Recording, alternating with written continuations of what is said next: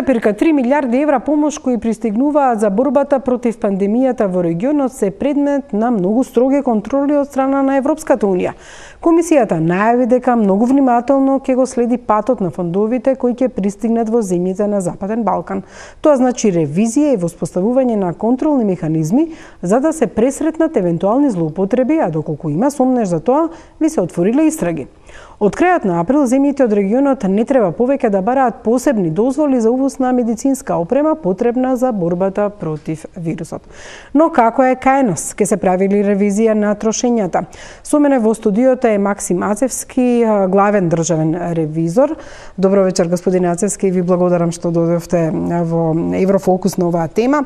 Како што веќе најавив, и овие фондови кои ќе ги добија Македонија од Европската Унија ќе бидат ставени под нивни мониторинг. Меѓутоа, додека трае оваа пандемија и кај нас, многу прашања останаа отворени, особено за нас новинарите кои што ги следиме информациите и гледаме дека немаме добар впечаток дека е се транспарентно. Каков е вашиот впечаток, генерално прашувам како ревизор, кога ги гледате сите овие извештаи за набавки, било да се јавни набавки или пак извештаи за добивање на донации и помош, па еве имаше една афера која што е во светски рамки за тоа како нешто што е изработено во Кина, а тоа се брзите тестови, например, препакувани во Холандија, стасале во европските земји. Добро вечер и вам, добро вечер до гледачите на Телма телевизија. Пред да одговорам поставеното прашање, би сакал да изразам благодарност до целокупните здравствени работници во нашата држава и сочувство до семејствата кои што изгубија член од своите семејства. Секако дека се наоѓаме во услови на пандемија која што ниту нашата држава не ја заобиколи, секако како Врховна ревизорска институција во континуитет ги следиме активностите не само со оваа епидемија, него и во преходните периоди. Секако дека секој денар потрошен на даночните обврзници и секој денар потрошен од обезбедени донации од меѓународните организации од Европската Унија ќе биде предмет на ревизија од страна на Државниот завод за ревизија и во овие услови постојат, еве, се согласувам со вас дека во суштина и новинарите и други засегнати страни, вклучувајќи ги невладините организации, имаат огромно учество во правењето еден вид притисок за зголемување на транспарентноста, отчетноста и одговорноста во користењето на тие средства. И токму ова активност која што произлезе со препакувањето на самите вакцини во суштина испаѓа од невладини организации преку истражувачкото новинарство, во кое што кажува дека самиот граѓански сектор и самите новинари имаат клучна улога во оваа активност. Несразмерно на визави оваа активност, Државниот завод за ревизија како Врховна ревизорска институција будно ги следи сите овие активности, будно ги следи не само во овој период, него и во преходните периоди, каде што во суштина во континуитет јавното здравство било предмет на ревизија и сме давале своји согледувања и видување, односно препораки за подобрување на состојбите. Токму еден таков извештај е направен во 2015 година и тоа е сочинат од вас ревизорите. Неговото име е конечен извештај конечен извештај од ревизија на успешност капацитетите на Република Македонија за ефикасно справување со епидемии. И во тоа време вие точно кажувате во заклучоците што треба се да направи, особено Министерството за здравство, за ако се случи епидемија, да можат да постапуваат и во делот на финансиите, бројот на вработени, капацитетите и слично. Што беа препораките еве од тој извештај и колку тоа е исполнето? Морам да кажам дека најголемиот дел или најголемата заложба на Државниот завод за ревизија во суштина е доследно почитување на дадените препораки од страна на субјектите предмет на ревизија. Точно со ова ревизија во суштина Државниот завод за ревизија, поучен од преходните епидемии, направи ревизија на успешност во која што сакаше да даде додадена вредност и насоки на надлежните државни органи за преземање на потребните мерки и активности за во една слична или идна пандемија, која што еве после 6 години не се случи, да не се повторат одредени состојби кои што се повторувале во преходниот период, а тоа е епидемијата со грипот и така натаму и така натаму. За жал, во најголем дел од дадените препораки и покрај тоа што ревизијата е извршена во текот на 2015 година и самиот конечен извештај е јавно достапен на веб страната на Државниот завод за ревизија, во најголем дел не се преземени мерки по дадените препораки и тоа укажува или тоа се појавува како слабост или недоследност во она што значи преземање на потребните мерки во сегашното справување со пандемијата во нашата држава. Да, гледам на пример, имате дека треба да се направи стратегија до 2020 година за усвојување на надлежни органи, меѓутоа вие многу сте детектирале прецизно. На пример, имате дека треба да се утврди конечна верзија на планот за подготовка и одговор на здравствениот систем при воредни кризни состојби, како што е оваа, и да обезбеди негово донесување и обезбедување прилагодување на актот, систематизација, велите, на работни места во Министерство согласно новиот план. И тука имате заклучоци. На пример, да се утврди дали има недостаток на болнички кревети и каде. Каква е старосна структура на лекарите и каде треба да има нови специјализанти. Значи, вие практично сте ми ја утврдувале стратегијата на некој начин што треба све да наведат. Потоа надградување на системот за поднесување поединечни пријави за заразни болести и замена на досегашното поднесување на пријава по пат на доставување на хартиени образци, значи да се дигитализира системот. Имате проценка на адекватноста на постоечките простори дадени на располагање за карантинско сместување на лица во рамките на пријавените точки за влез во земјата и во случај на потреба и слично. И сега и некои други работи, значи вие тука сте навеле, еве да мислам дека има 17 чинам препораки заклучоци. Да. Колку од ова е исполнето, затоа што еве секојдневно гледате како се извршува карантина, дали има болнички кревети, дали имаме капацитети и стручни лица и лекари и слично. Како она што сте го напишале, дали го гледате сега на терен? Видете, ние од ревизорски аспект многу јасно го детектираме. Целокупната јавност е сведок дека сето она што сме го детектирале во суштина се појави во пракса. Се појави во пракса дека во суштина зборуваме за потребните капацитети човечки ресурси. Ако погледнете тогаш што сме напишале во 2015 година и еве за ваше информирање, за информирање на гледачите на Телма телевизија и по широката јавност, за недела 2 ќе испадне конечен извештај кој што се однесува на ефикасност односно на мерките, активностите за специализација и условите за специализација во нашата држава. Точно испаѓа констатацијата дека во суштина државата има проблеми со соодветен кадар во одредени области и со старосната структура. Значително имаме одлив на млад кадар кој што во суштина представува еден од клучните проблеми кој што е наведен во самиот ревизорски извештај. Потоа кажуваме за капацитетите во услови на епидемија, што навистина се покажа како недоследност, дека навистина нашата држава, доколку се појави сепак благодарност до надлежните органи што успеа на одреден начин да се справат, да нема такви масовни последици од самата епидемија, меѓутоа доколку имаше поголеми масовни заболувања и така натаму, капацитетите на соодветната клиника се ограничувачки и тие според тогашните состојби се некаде околу 180 болнични кревети и така натаму, и затоа како Државен завод за ревизија кажуваме дека треба да се преиспитаат капацитетите на таа клиника. Да, интересно е што сте навеле дека треба да се обезбедат неопходни финансиски средства за воспоставување на ниво на 3 за безбедност на лаборатории во согласно со нацрт акцијскиот план за јавно здравство. Видовме дека во текот на самата пандемија и во текот на самата криза државата допрва правеше услови за отварање на уште 2 лаборатории, тоа беше на ветеринарниот факултет и на судска медицина, во недостаток на лаборатории што вие сте го укажале. Се надевам дека ова ќе представува добра лекција за идно постапување континуирано. Не само во овој ревизорски извештај, и во секој ревизорски извештај, не секоја јавна здравствена установа каде што правиме ревизија, укажуваме во однос на она што значи пополнетост на човечките ресурси, во однос на она што значи софтверски апликации за водење на материјално-сметководствената евиденција, посебно од аспект на она што значи располагање со опрема и располагање со лекови, заштитни маски, заштитни ракавици и друг потрошен материјал кој што е многу клучен во овие услови.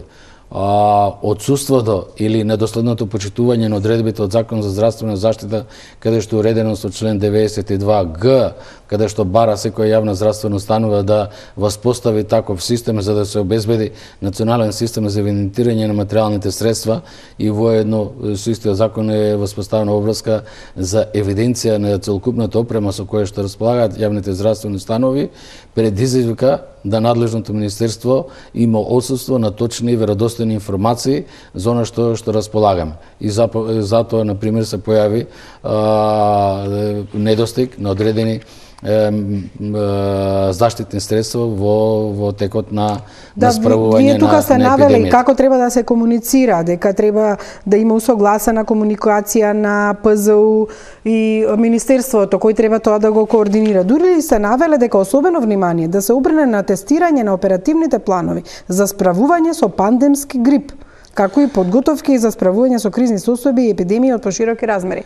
Значи, точно сте им укажале во 2015 дека може да се случи пандемски грип. Самата ревизија беше спроведена по епидемијата од мислам дека беше птичиот грип, ако не грешам.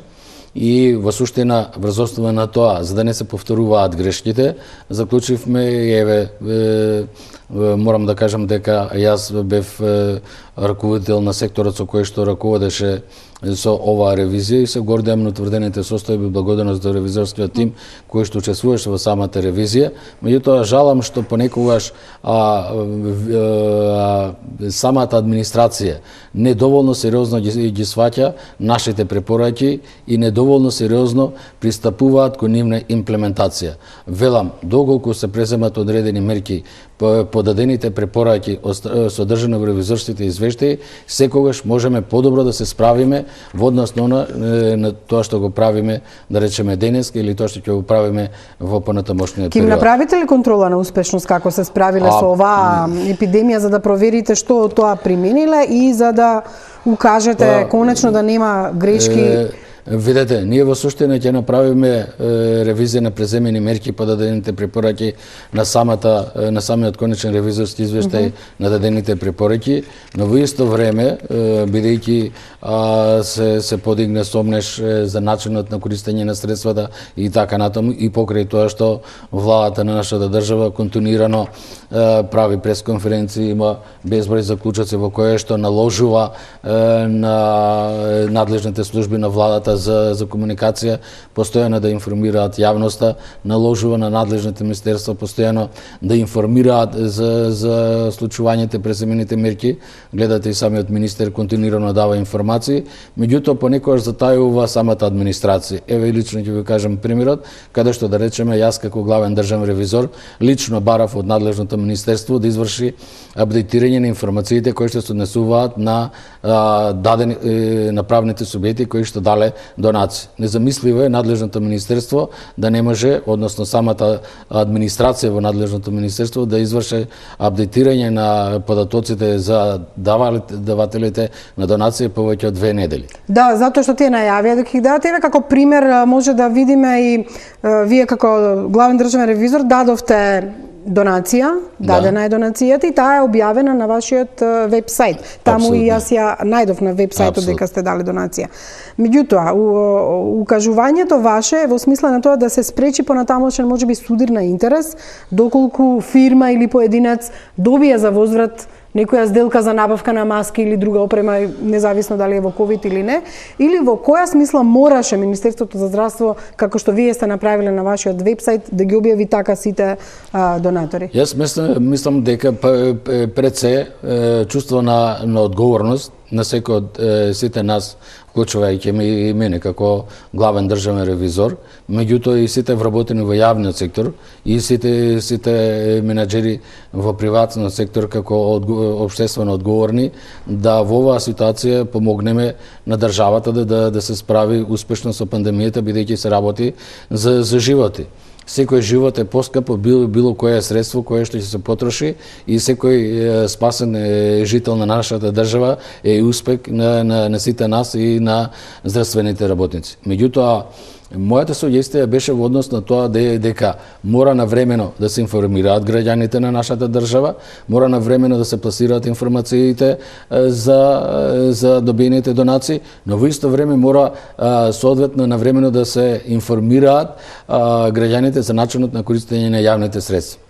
Мислам дека далеку подобро ќе беше пристапот, доколку надлежниот орган во рамките на Министерството за финансии на својата веб страна, бидејќи според нашите истражувања во периодот од 1.3.2020 година до 5.5.2020 година има склучено 3364 договори.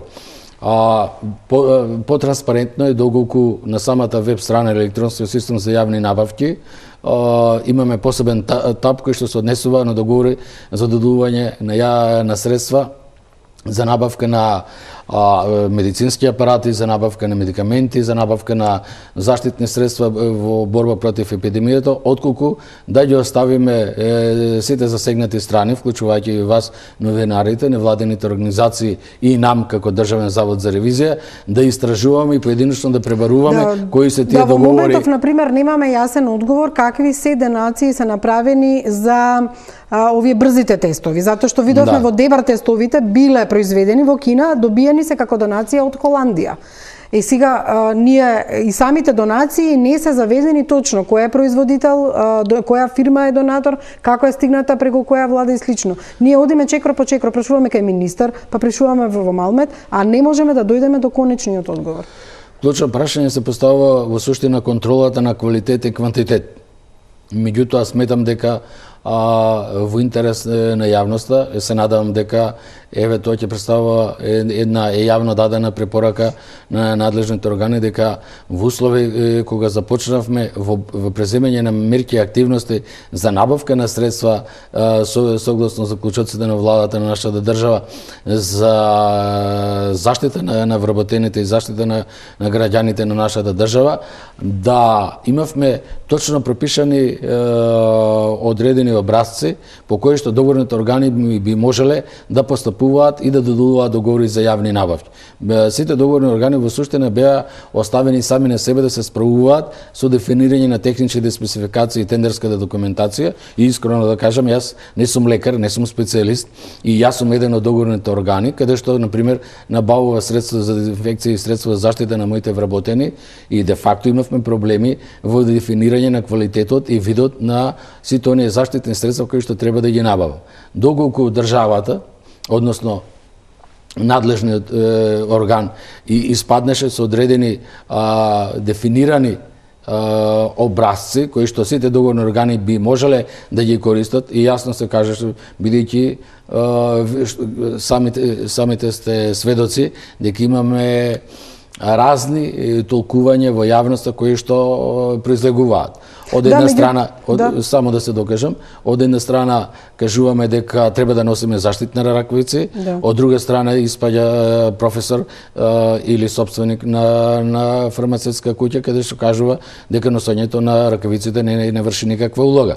Тогаш се поставува прашањето зошто во суштина даваме јавни средства за набавка на ракавица кои тие не ја вршат својата функција или исто беше и со маските со нивната цена. Меѓутоа, за да стигнете до тракингот, до она што ви е потребно како податок, дали вие можете во моментов да добиете некакви документи и дали постои електронски систем, значи дали вие воопшто можете за да направите извештај, практично вие во моментов имам впечаток дека не можете онлайн да ги следите работите. Односно не може како се вршат набавките, така и да ги следите. Зашто е подобро да ги следите во моментов, а не отпосле не знаеме што и све ќе ви дава. Се согласувам со вас дека во суштина најдобар пример во овакви ситуации е да постапуваме во моментот на случување, а не експост.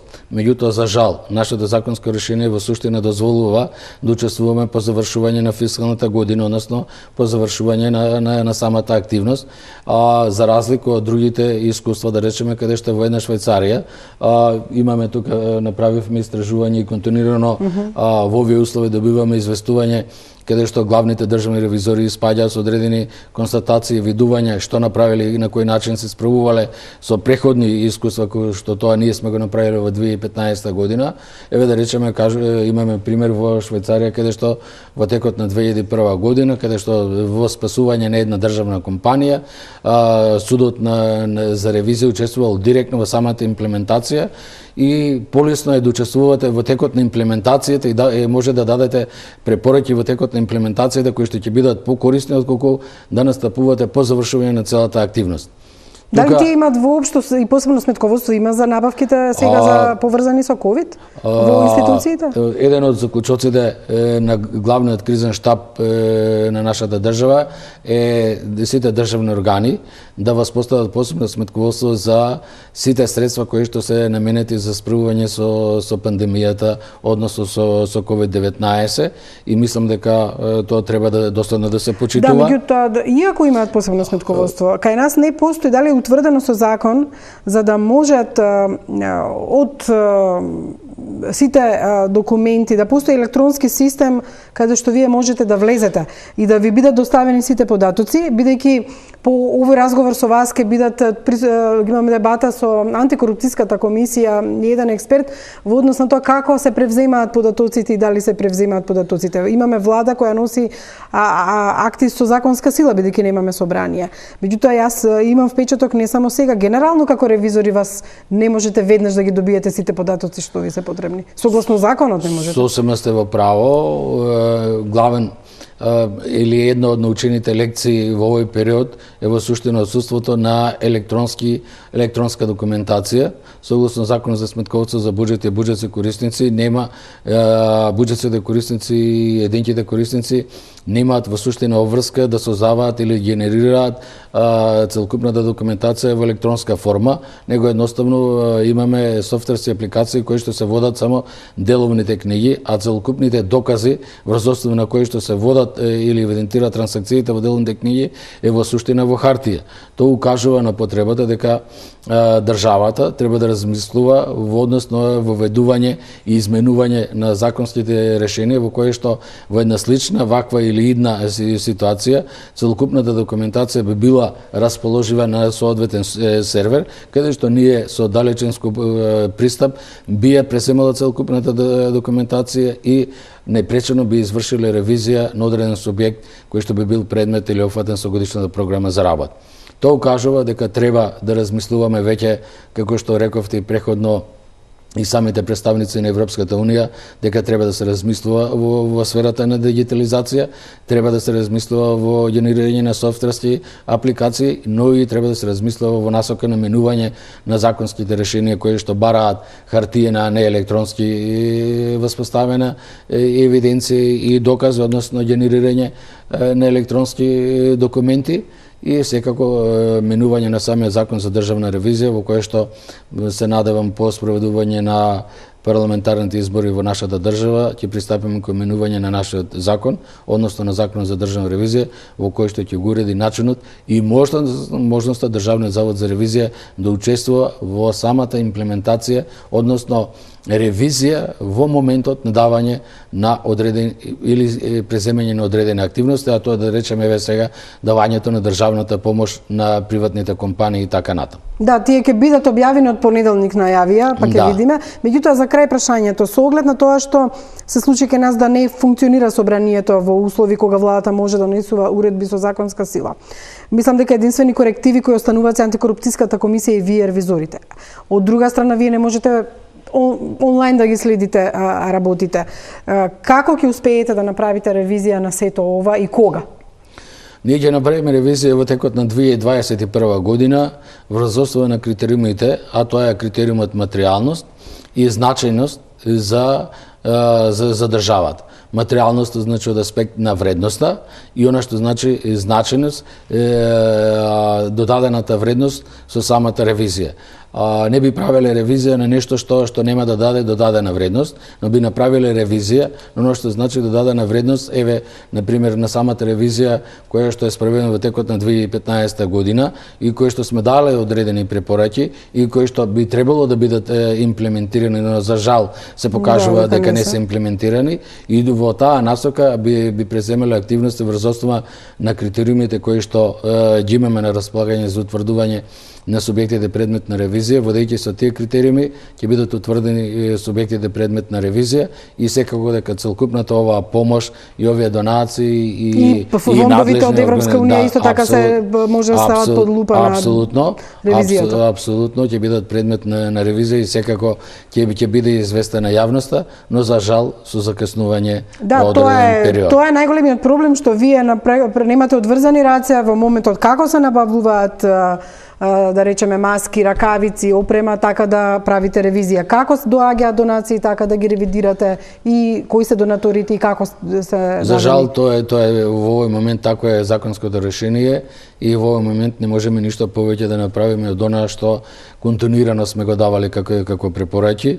Будно ги следиме активностите, ги следиме и истражувањето правено. Меѓутоа морам да кажам, знаете како е. Се прават одредени паралели на одредени цени и така натаму, колку чинела одредена маска или колку чинела одредена ракавица и така натаму. Мора да го имаме фактот дека цените ги одредува пазарот, односно во услови на понуда и поборувачка. Вие во услови кога немате одредена понуда, вие ако имате поголема поборувачка, ако имате на залеха на пример 100 заштитни скафандери, на нашата држава се потребни 1000. Секој дека ќе имате зголемена цена и така натаму, и мислам затоа и имаше еден заклучок од страна на владата на нашата држава која што ги замрзна цените на одредени средства за борба против пандемијата, за да можат и граѓаните со нормална некоја цена да купат. Така да во тоа во суштината би завршил со следната реченица. Секогаш постојат индиции и секогаш постојат можности за појава на ризици од корупција, но секогаш сите субјекти, сите граѓани треба да се бориме таквите ризици да ги сведеме на едно прифатливо ниво. Ниту ние, ниту Европската унија, ниту еве Холандија, која е членка на Европската унија, се покажа дека е ранлива на таквите состојби во која што се покажа дека де факто се врши само препакување на одредени кинески тестови. Ви благодарам што бевте дел од Еврофокус. Очекуваме една ваква дебата да имаме и со антикорупционерите и со експертите за борба против корупција, а вам будно да ги следите состојбите па да ги видиме и вашите конечни. Ви благодарам, одиме понатаму. Клипинг услуги од компанија која ќе бира на кои медиуми ќе им испраќа соопштенија, но и ќе мониторира кои медиуми што ќе објават. Возила, бина, интериери, пијалоци, апетисани, дури и авиобилети за службени патувања.